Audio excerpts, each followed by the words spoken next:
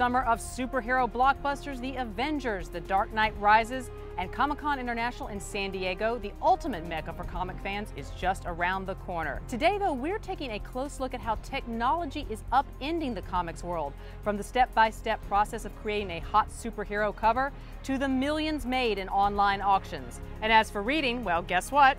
There's an app for that. Welcome to Off Duty. I'm Wendy Bounds. We're here in the Queens neighborhood where Peter Parker, aka Spider-Man, grew up. But today we are taking you inside the home of Shawn Chen. He is a comic artist and he's drawn covers for everything from X-Men to Iron Man, one of my personal favorites. But today, first, we're going to tell you why collecting works like his can really pay off.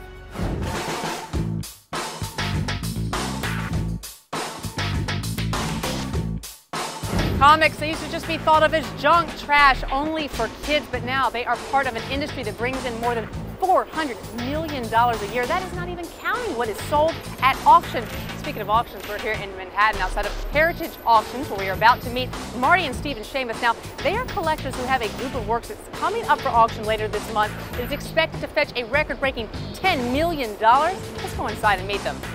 Wait, they have bags. So Marty, Steven, it is the summer of the superheroes in the movies. I mean, we've got Spider-Man coming out, that came out this week. We've got Batman coming at the end of the month. You have artwork from the comics from both that you're selling at auction. Did you just time this perfectly or what? Not really. We talked about this for about 6 months now, and it just happens to be. I didn't know the timing of the two movies. You guys have about 38 pieces you're going to be selling in total. How long have the two of you and the whole family been collecting? About 25 years. Or did you get him started? Yeah, I think so. Yeah? Take the credit. Take it now. I could definitely take some credit for it back in the day, yeah. Right. All right, Steven, so what's your favorite piece that you guys are selling? It would have to be the Spider-Man #1. It's just such an iconic piece. It's the preeminent piece of the last 25 years. It represents a character that's known all around the world. And your dad, though, I hear, has a soft spot for Punisher. Is that right? Yes, the Punisher has been on my wall in my office. I've been looking at it for 22 years, and now I look at an empty wall. The two Bane pieces you have now, Bane is a villain in the new Batman movie coming out.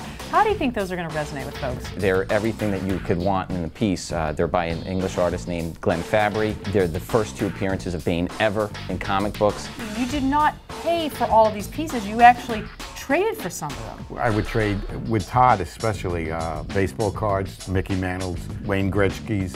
You have never sold anything at auction before, and they're estimating you guys could reap, what, $2 to $4 million from your collection? I hope so. I have no idea. I mean, I never thought of money. And you're doing it, you said, and I asked you why now. You said it's not about the movies, it's about your grandkids. It's about the next generation. Yeah, right. My wife and I are both healthy, and I have 7 beautiful grandchildren, and what I'm going to do is set up college funds for them.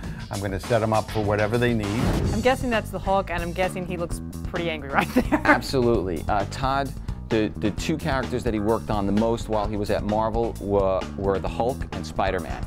So this combines two of the characters that he's most well known for in an unbelievable action pose. This is the cover of a generation. This is the most important cover of the last 25 years in comic books. It's a cover that's been used on everything from t-shirts to all kinds of Marvel licensed products. It's the preeminent character of the preeminent franchise. Now, Heritage already had a record-breaking auction in February, I think just under $9 million. But you actually think this collection with some of the works from the Sheamus family could top that? We do. We think 10 million is a reachable goal for this auction. 10 million. So what's different about it? I mean, what in the collective zeitgeist has made people just so excited about comics? I don't know about everyone, but you can certainly tell from the movies, like with the Avengers doing $1 billion. That's pretty exciting. Kids love these. I grew up on them, and nowadays, if you're a parent, you see little kids at parties wearing superhero costumes, and so the fever is still very much in play even to this day. And in terms of bidding, though, let's talk about how the internet has changed actual bidding on these items. People online right now are placing bids for the live auction in July. Right, the auction just went live today, and already we've had thousands and thousands of bids in the first few hours. But the final price won't be set until the actual live auction at the end of the month. No, we'll be bidding online all month, and then the day before the auction we kind of reset, make sure that the people who are going to be in the final running are qualified.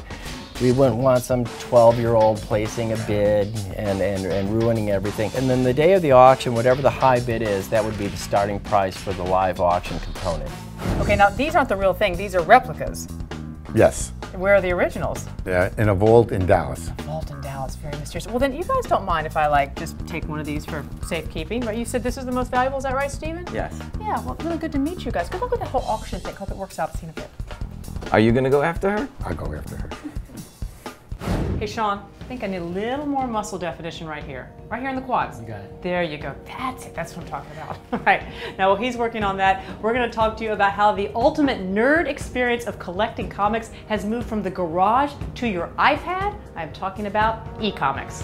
Wednesday, to a nerd minority, it is a day of pilgrimage to the local comic book store to sift through the latest superhero pulp. But now that journey has taken a dramatic and digital turn to an app. Here to tell us about why this shift in a revered geek ritual may actually give comics a new life and a new audience is Kevin Sintamong. He's an editor at the off-duty section, and he writes for us, but you are also a self-described comic book geek. Right, comic book geek. I also respond to comic book nerd as well. But yeah, like you mentioned, I was one of those guys that went to the comic book store every Wednesday.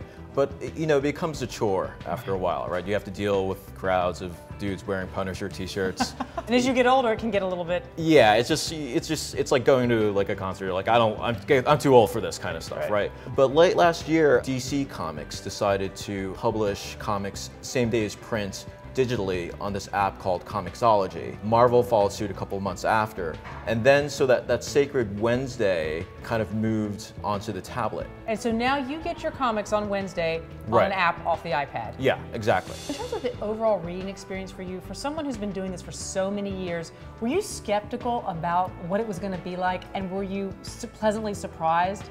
Oh yeah, definitely. With comics, I think it's actually better. I mean, I hate to say it because I really love print comics, but it's just brighter on the iPad, and there's this cool feature called Guided View that moves you through the comic in a very cinematic way. In the old days, everything was hand-colored, but these days, a lot of that coloring, a lot of the text bubbles, those are all done on computers. So in a way, you're closer to the art in a way. It's like pixels to pixels rather than pixels to paper. This is what you see when you open the Comixology app. How do you buy the newest issues? Right, so the newest issue, you just go to same day as print.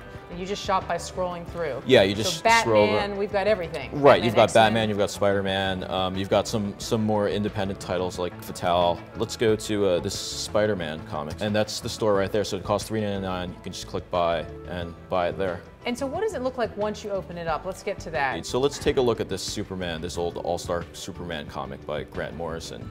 And then you can just scroll across like that, and you can see each individual page. Yeah, each individual page, big, beautiful art.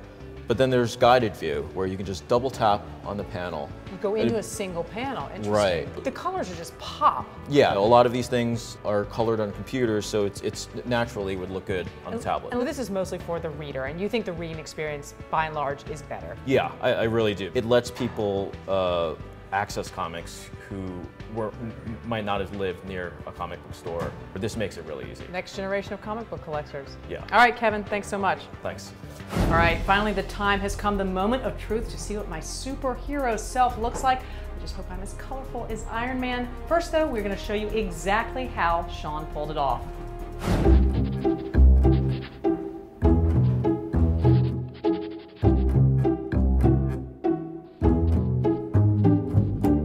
Now these days, comics, they're online, they are in the movies, they're at the auction house, but it all starts in a place like right here with a paper and a pencil and a man named Shawn Chen. Shawn Chen, 20 years in the business, you've done X-Men, Avengers, Iron Man, Wolverines, everybody.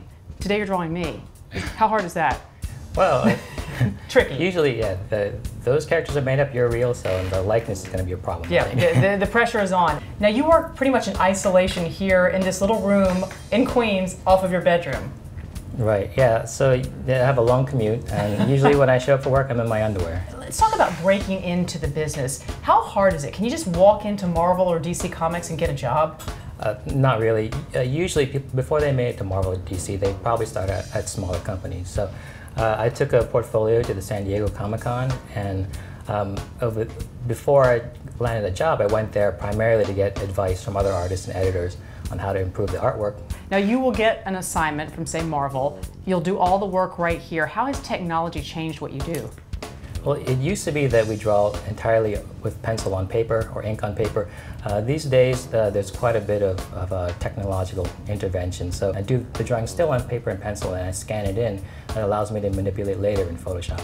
All right, so you're going to show us a step-by-step of how you turned me in from just average journalist schmo into a superhero. Do I get a cape? Do I get to fly? What do I get? You'll get a cape and a sword. How about that? That's good. I can work with that. All right, let's get started.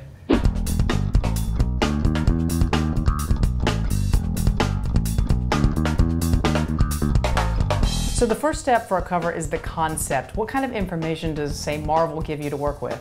Well, usually I speak with an editor, and they'll tell me roughly what the story's about, because quite often the story hasn't been written yet. And then from there, I'll work up a couple of thumbnail sketches. So these are the thumbnail sketches. In this case, this is me in several different poses, one staying on a mountain, one kind of lunging through the streets, and one bounding. sort of bounding, Okay. leaps and bounds. So you ended up going with which one? The middle one I thought showed off your powers the best. Next stage, rough sketch of me standing amid the rubble of the town.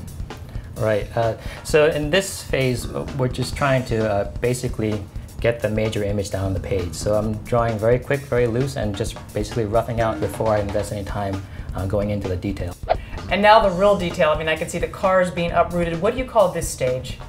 Well, this is the finished pencils, and it probably takes an entire day to get this done. So now you'll move from this storyboard to this. Who does this? This is called inking? Yeah, that's the inking phase. So I primarily handle the pencil phase on the interiors, but in this case I inked it myself. But usually I would make a scan of this and then send it over to an inker. So the next stage is we're moving from the inking, and I'm going to come alive in colors, but you don't do the coloring. Who does the coloring? Well, that's a specialized talent. That's the colorist. Sometimes the penciler does the coloring, but I sent it to my friend Tom Chu, who colored it up in Photoshop. All right, the big reveal. Time to hold it up. Let's see, Sean. Nice. I like that green. Shawn Chen presents Wendy Bounds Off-Duty WSJ Comics #1 issue. This is going to be worth a lot of money someday. You know that, don't you? I hope so, yeah. If you've seen any of the Marvel movies that are out now, Spider-Man and the Avengers, this is a pretty typical scene. Like Manhattan gets destroyed and cars get tossed around and you have to save the day. The sword of justice. My quads are bursting with muscles, the hair flowing in the wind, not a wrinkle on my face. I love you. Can you do my family portraits? Sure, absolutely. All right, Shawn Chen. Thank you. It's my pleasure.